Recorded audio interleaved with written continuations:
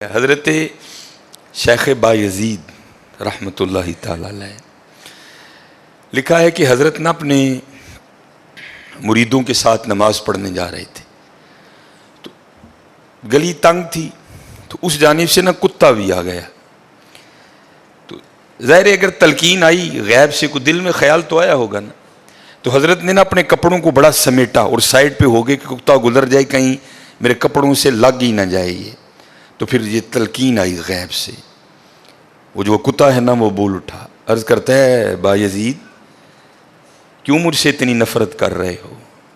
آپ نے فرمایا تو نجس ہے, میں نماز پڑھنے جا رہا ہوں, میرے کپڑے خراب کر دے گا, میں تو اس لیے پیچھے ہٹا ہوں.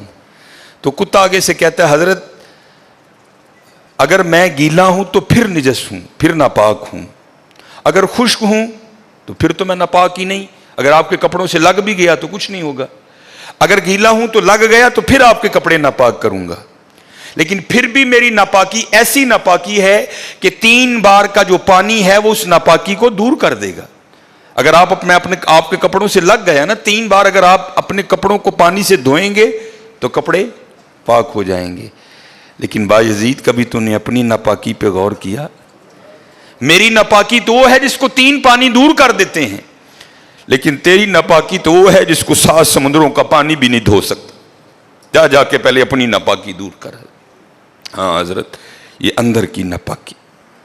اور کیونکہ بات ان سب بابوں کی ایک ہوتی ہے, انداز جدا ہوتے ہیں, تو پھر یہی بات حضور بلے شاہ رحمۃ اللہ تعالیٰ نے کس طرح لکھی.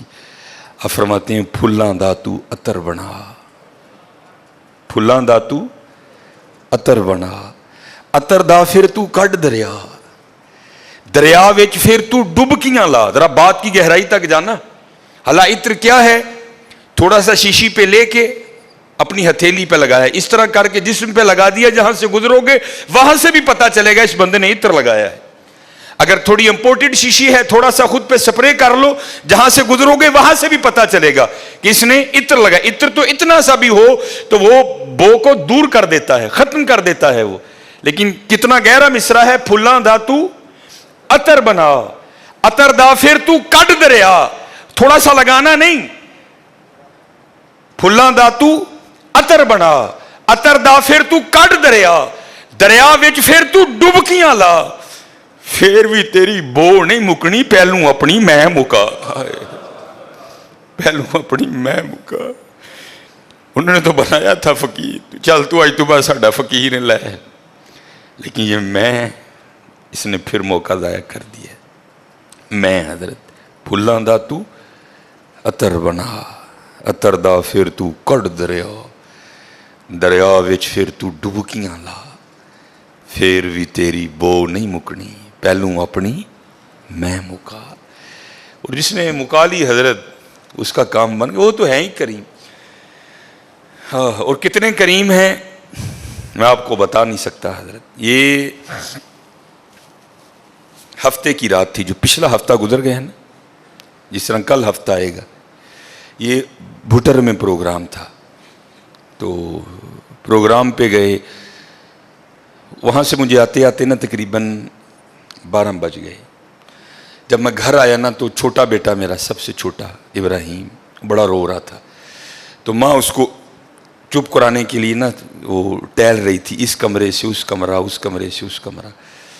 تو وہ کہتی ہے کہ شاہ کے بعد کی اس کی طبیعت خراب ہے, مسلسل رو رہا ہے, میں نے بڑا چپ کرایا, نہیں کر رہا, تو اس طرح کریں اس کو کسی ہاسپٹل لے چلتے ہیں. میں نے کہا چلو. عمل خدمت لے گئے, اور ڈاکٹر نے چیک کیا, اس نے کہا بچے کا گلا خراب ہے, اور جب بھی بچوں کا گلا خراب ہوتا ہے نا ساتھ پھر ان کے کان میں بھی درد ہوتی ہے, اس کے کان میں درد ہے اس لیے رو رہا ہے. اس نے وہ دوائی وغیرہ انجیکشن وغیرہ لگائے, اس کے کان میں ڈراپس بھی ڈالے. لیکن میں نے کہا نہیں, میں آدھا گھنٹہ ویٹ کروں گا, بچے کی جب طبیعت سنبھلے گی نا میں پھر ہی گھر لے کے جاؤں گا. ہم وہاں بیٹھ گئے. خیر بچے کی طبیعت سنبھل گئی, ہم لے کے نا گھر آ گئے. اب ظاہر ہے بچے کی طبیعت خراب تھی, اس کی ماں نے عشاء کی نماز نہیں پڑھی تھی, میں نے فرض اور سنتیں پڑھ لی تھی, وتر اور نوافل میں نے بھی نہیں پڑھے تھے. وہ بچہ سو گیا, ہم نے اس کو چارپائی پہ لٹایا, آگے میں نے نماز شروع کر دی, میرے پیچھے میرے بیٹے کی ماں نے نماز شروع کر دی. اب میری وطروں کی نا دوسری رکعت تھی, ظاہر ہے ماں بھی یہاں ہی ہوگی, وہ فرض پڑھ رہی تھی، میں وطر پڑھ رہا تھا، یا اس کی تیسری رکعت ہوگی یا اس کی بھی دوسری ہوگی یا چوتھی ہوگی. اب اس کی نا آنکھ کھل گئی، اس نے بڑی شدت سے رونا شروع کر دیا. تو ہر مسئلے کی روح سے آپ نماز توڑ سکتے ہیں، کیونکہ وہ چارپائی سے بس گرنے ہی والا تھا. دودھ ابل رہا ہے، بی بی نماز پڑھ رہی ہے، نماز توڑ کے دودھ بچائے. کوئی کنویں میں گر رہا ہے، نماز توڑ کے اس کو بچاؤ. پہلے توڑ سکتے تھے، لیکن میں نے کہا نہیں، میں نہیں توڑنی. کوئی بات تھا نا حضرت، محبت تو تھی اولاد کی لیکن دل تھوڑا سخت. لیکن ادھر کیا تھا؟ ادھر ماں تھی حضرت. اس نے کیا کیا؟ اس نے نماز توڑ کے نا بچے کو جا کے چارپائی سے اٹھا کے سینے سے لگا لیا. اب میں نے وطروں کی تیسری رکعت پڑھی تو میں مصلی پہ بیٹھ کے نا میں رو پڑا. ہائے، نبی علیہ السلام نے کیا فرمایا کہ اللہ جل شانہ بندے سے 70 ماؤں سے بڑھ کے پیار کرتا ہے.